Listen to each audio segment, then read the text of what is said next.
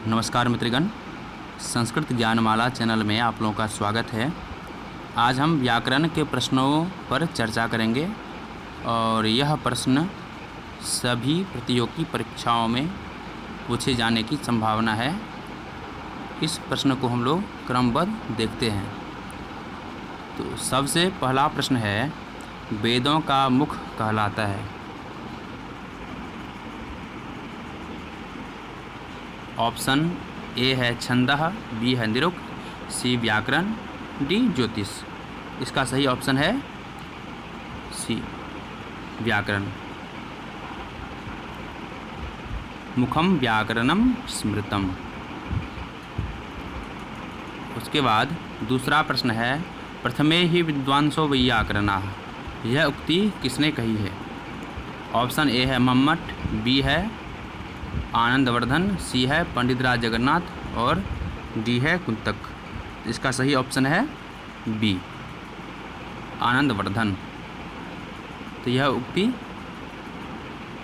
आनंदवर्धन ने कही है। तीसरा प्रश्न है, प्रथम वैयाकरण माना जाता है। ऑप्शन ए है इंद्र, बी है यम, सी है रुद्र, डी है वायु। तो प्रथम वैयाकरण माना जाता है, ऑप्शन सही है ए, इंद्र को प्रथम वैयाकरण माना जाता है। चारवां प्रश्न है, व्याकरण के त्रिमुनि में नहीं है। ऑप्शन ए है कैयट, बी है पाणिनि, सी है वररुचि, डी है पतंजलि। इसका सही ऑप्शन है ए कैयट। कैयट व्याकरण के त्रिमुनियों में नहीं गिने जाते हैं। पाणिनि, वररुचि अर्थात कात्यायन, पतंजलि, ये तीनों व्याकरण के त्रिमुनि हैं। पांचवा प्रश्न है, वार्तिकों के रचयिता कौन हैं? इसका सही ऑप्शन है कात्यायन। पाणिनि सूत्रकार हैं, पतंजलि भाष्यकार हैं और कात्यायन वार्तिककार हैं। उसके बाद छठा प्रश्न है, पतंजलि की कृति का नाम है।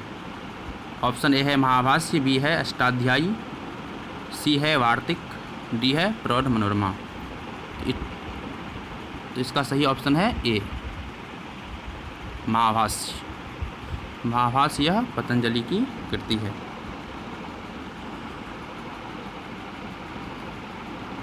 सातवां प्रश्न है, व्याकरण की मुख्य परंपराएं कितनी प्रकार की है? ऑप्शन ए है 1, बी है 2, सी है 3, डी है 4। इसका सही ऑप्शन है बी, व्याकरण की मुख्य परंपराएं 2 हैं। आठवां प्रश्न है, व्याकरण की बारहस्पति परंपरा का अपर नाम है। ऑप्शन ए है पाणिनि परंपरा, बी प्रक्रिया परंपरा, सी सिद्धांत परंपरा, डी कातंत्र परंपरा। इसका सही ऑप्शन है डी कातंत्र परंपरा। उसके बाद नौवां प्रश्न है, व्याकरण की बारहस्पति परंपरा के अनुसार बृहस्पति ने किसे व्याकरण का ज्ञान दिया? ऑप्शन ए है पाणिनि को, बी है शिव को, सी इंद्र को, डी वरुण को। तो इसका सही ऑप्शन है सी इंद्र को। यह महाभाष्य में उल्लेख है।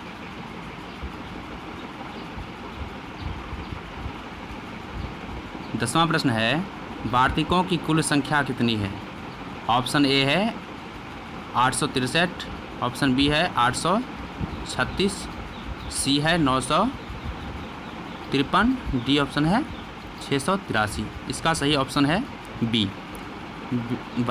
वार्तिकों की कुल संख्या है 836। उसके बाद 11वां प्रश्न है, व्याकरण की माहेश्वरी परंपरा में व्याकरण के जनक हैं। ऑप्शन ए है ब्रह्मा, बी है विष्णु, सी है शिव, डी है कृष्ण। इसका सही ऑप्शन है सी। 12वां प्रश्न है, महाभाष्य में कितने आनेक हैं? ऑप्शन ए है 81, बी है 82, सी है 83, डी है 84 या 85। इसका सही ऑप्शन है डी। महाभाष्य में 85 या 84 आने की। उसके बाद इसका 13वां प्रश्न है, प्रक्रिया सर्वस्व के लेखक हैं। प्रक्रिया सर्वस्व के लेखक हैं। ऑप्शन ए है विमल सूरी, बी है रामचंद्र, सी है भट्टोजी दीक्षित, डी है नारायण भट्ट। इसका सही ऑप्शन है डी, नारायण भट्ट प्रक्रिया सर्वस्व के लेखक हैं। इसके बाद 14वां प्रश्न है, यथोत्तरम मुनीनाम प्रामाण्यम। यथोत्तरम मुनीनाम प्रामाण्यम के अनुसार सर्वाधिक सम्मत मत है। ऑप्शन ए है पाणिनि का, बी कात्यायन का, पतंजलि का, सी ऑप्शन और डी है तीनों का। इसका सही ऑप्शन है सी, यह सर्वाधिक मत पतंजलि का है। 15वां प्रश्न है, माहेश्वर सूत्रों की संख्या है। ऑप्शन ए है 5, बी 3978, सी 14, डी 42। इसका सही ऑप्शन है सी, माहेश्वर सूत्रों की संख्या है 14।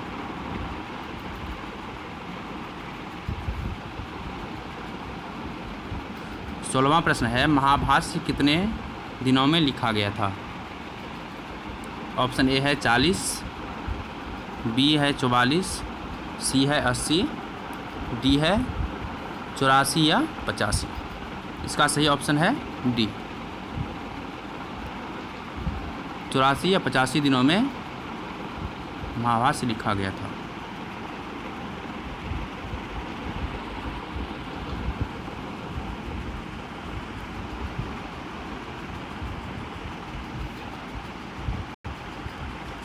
सत्रहवां प्रश्न है,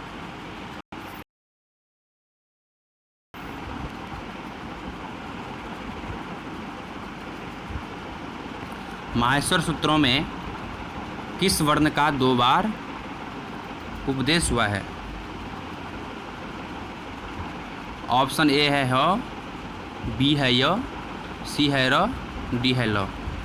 इसका सही ऑप्शन है ए, अ, ए, ह। ह वर्ण की माहेश्वर सूत्रों में 2 बार उपदेश हुआ है, हयवरट और हयवरट में हकार और हल में हकार। उसके बाद 18वां प्रश्न है, अष्टाध्यायी का दूसरा नाम है।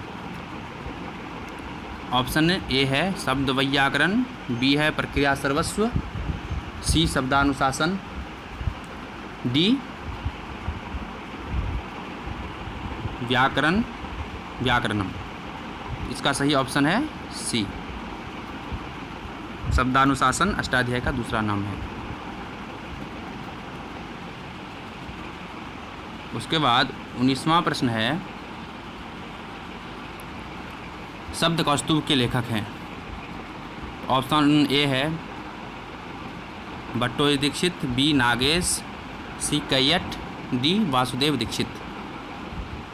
शब्द कौस्तुभ के लेखक हैं। इसका 19वां प्रश्न का सही ऑप्शन है ए, भट्टोजी दीक्षित।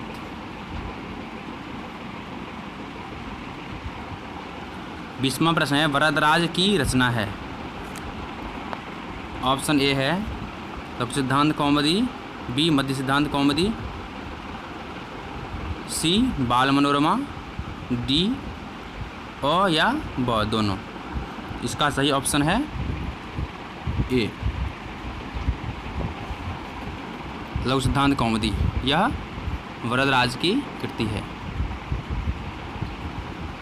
21वां प्रश्न है, पाणिनि ने किस भगवान की आराधना करके व्याकरण का ज्ञान प्राप्त किया था। ऑप्शन ए है ब्रह्मा, ऑप्शन बी है विष्णु, ऑप्शन सी है महेश और डी है इंद्र। इसका सही ऑप्शन है सी, महेश। उसके बाद 22वां प्रश्न है, बाल मनोरमा के लेखक हैं। ऑप्शन ए है भट्टोजी दीक्षित, बी वासुदेव दीक्षित, सी नागेश भट्ट, डी कौंड भट्ट। तो 22वां प्रश्न का सही ऑप्शन है बी।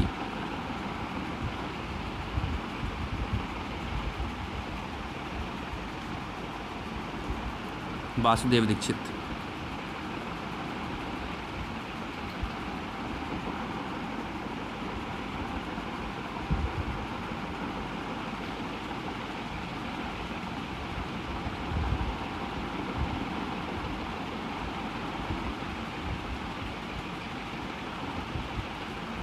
तेईसवां प्रश्न है, अष्टाध्याय में कुल कितने अध्याय हैं?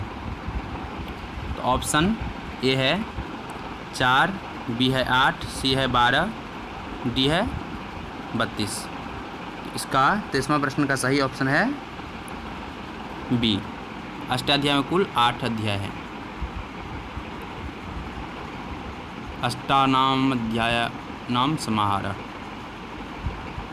24वां प्रश्न है, महाभाष्य पर प्रदीप टीका लिखी है। ऑप्शन ए है नागेश, बी है कैयट, सी है भट्टोजी दीक्षित, डी है कौंड भट्ट। तो इसका सही ऑप्शन है बी, कैयट। कैयट ने महाभाष्य पर प्रदीप टीका लिखी है।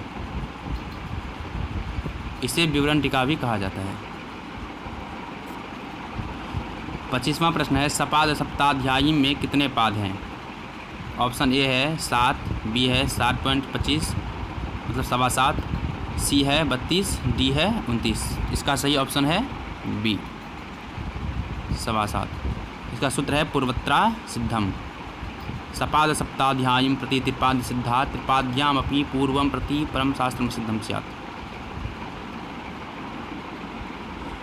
उसके बाद 26वां प्रश्न है, अष्टाध्याय का प्रथम सूत्र है। अष्टाध्याय का प्रथम सूत्र है, ऑप्शन है ए ओ अ, बी अदेंगुनः, सी वृद्धिरादेश, डी हलन्त्यम। इसका सही ऑप्शन है सी, वृद्धिरादेश। 27वां प्रश्न है, माहेश्वर सूत्रों में अंतिम वर्ण की संज्ञा होती है। ऑप्शन ए है इत, बी है वृद्धि, सी है प्रत्याहार, डी है पद। इसका सही ऑप्शन है ए, इत संज्ञा होती है माहेश्वर सूत्रों में अंतिम वर्ण की। ऐसा मंत्या इतः। उसके बाद चखनतु में द्वितीय खकार है। ऑप्शन ए है यम, बी है अनुनासिक, सी उपधमानी, डी जिह्वामूली। इसका सही ऑप्शन है ए, यम।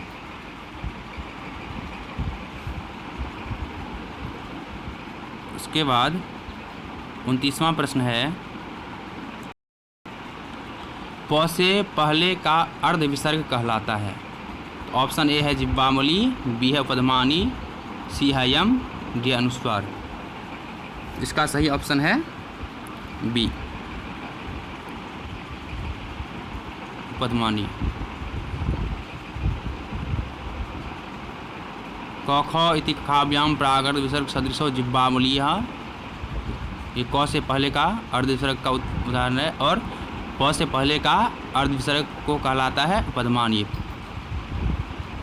प फ इति पफाभ्याम प्रागर्ध विसर्ग सदृशो उपधमानी। उसके बाद 30वां प्रश्न है, उदित वर्णों की संख्या कितनी है? तो ऑप्शन ए है 9, बी है 42, सी है 32, डी है 25। तो इसका सही ऑप्शन है 25।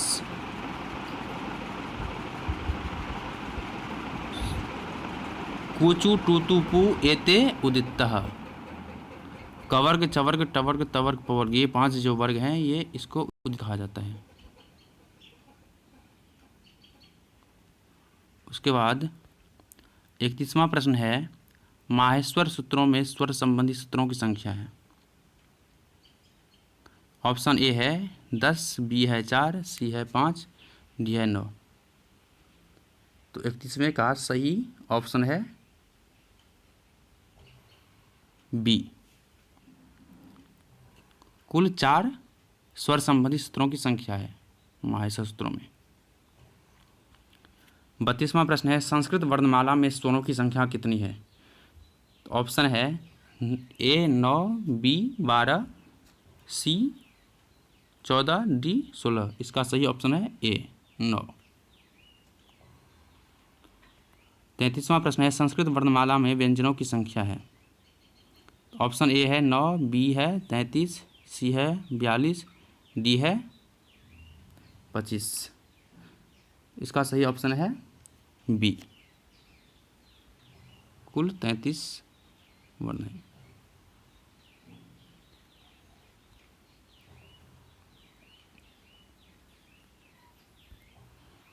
उसके बाद 34वां प्रश्न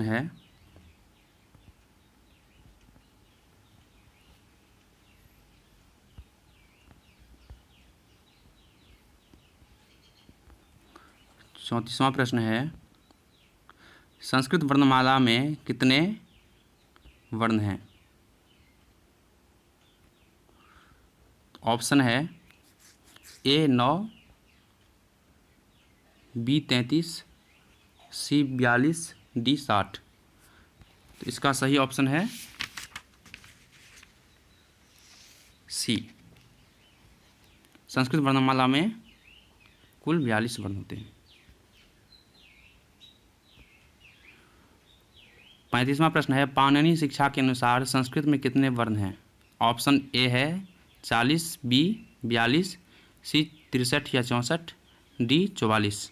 तो इसका सही ऑप्शन है सी 64, 63 या 64।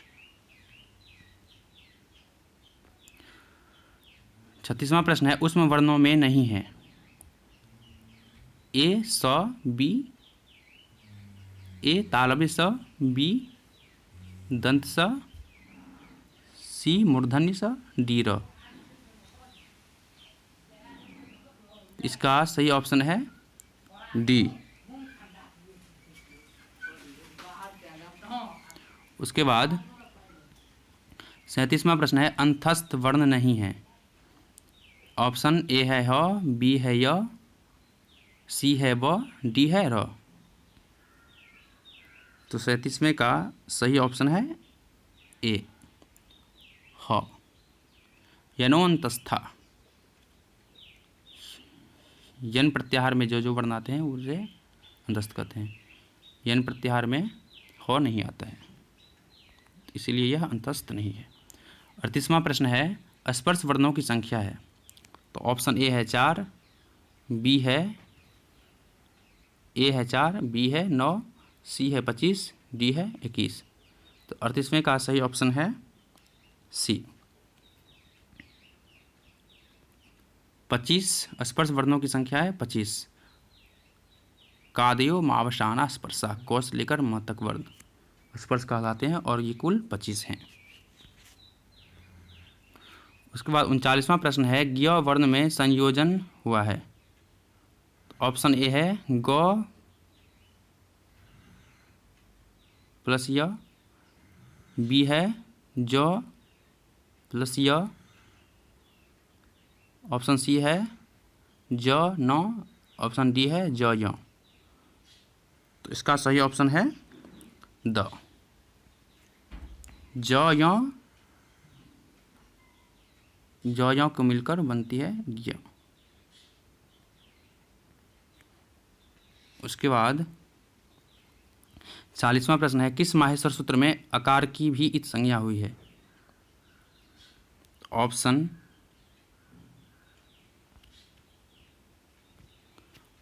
ए है ऐ उन, बी है लन, सी है हल, डी है हय और रट।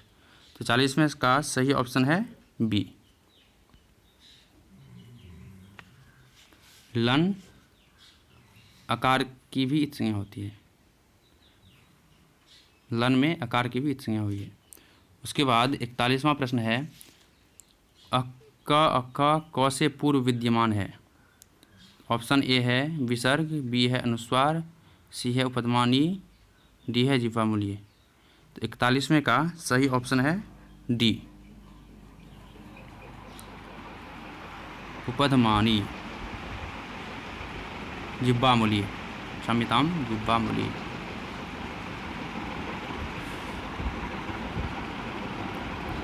उसके बाद 42वां प्रश्न है सामान्यतः प्रत्याहारों की संख्या है। सामान्यतः प्रत्याहारों की संख्या है। ऑप्शन ए है 40, बी है 41, सी है 44, डी है 38। इसका सही ऑप्शन है सी।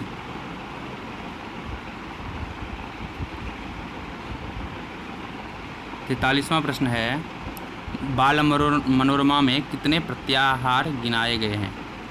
अर्थात बाल मनोरमा में कितने प्रत्याहार गिनाए गए हैं? ऑप्शन ए है 40, बी है 42, सी है 44, डी है 40। इसका सही ऑप्शन है सी,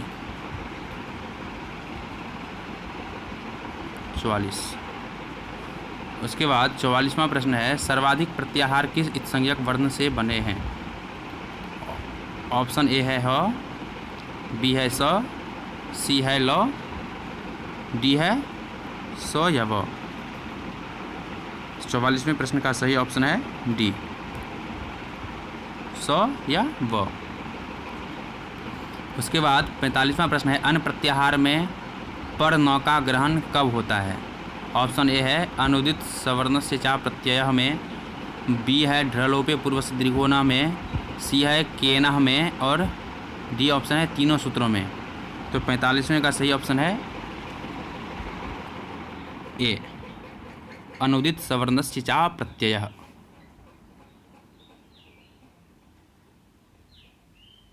इसका ए ऑप्शन सही है। 45वां प्रश्न है, 46वां प्रश्न है, प्रत्याहार संज्ञा विधायक सूत्र है। ए ऑप्शन हलंत्यम, बी है आदेश उपदेश इत, सी वृद्धिरादेश, और डी है आदिरंत्यन संहिता। इसका सही ऑप्शन है आदिरंत्यन संहिता। 47वां प्रश्न है, इन प्रत्याहार में नकार ग्रहण होता है। ऑप्शन ए है आई उन से, बी लन से, सी यमगणनम से, डी हल से। तो 47वें प्रश्न का सही ऑप्शन है बी, लन से। आई उनके कार्य, लन के नकार्य। 48वां प्रश्न है, छ का उच्चारण स्थान है। छ का उच्चारण स्थान होगा। ऑप्शन ए है कंठ, बी है तालु, सी है कंठ तालु, डी ऑप्शन है कंठोष्ठ। तो इसका सही ऑप्शन है बी, तालु। ईचु यशानाम तालु। उसके बाद 49वां प्रश्न है, वकार का उच्चारण स्थान है। ऑप्शन ए है कंठोष्ठ, बी है दंतोष्ठ, सी है ओष्ठ, डी है कंठतालु। तो इसका ऑप्शन सही है बी, दंतोष्ठ। वकारस्य दंतोष्ठम, वकार का दंत और ओष्ठ उच्चारण स्थान है। 50वां प्रश्न है, नकार का उच्चारण स्थान है। इसका ऑप्शन ए है नासिका, बी है मूर्धा, सी है मूर्धा व नासिका, डी है कंठतालु। तो इसका सही ऑप्शन है सी, मूर्धा व नासिका। ऋतु रसानाम मूर्धा, यमोगणनानाम नासिकाच। तो आज के लिए इतना ही। अगर ये वीडियो आप लोगों को पसंद आए तो चैनल को लाइक और सब्सक्राइब कर दें और वीडियो के अधिक से अधिक शेयर करें। धन्यवाद।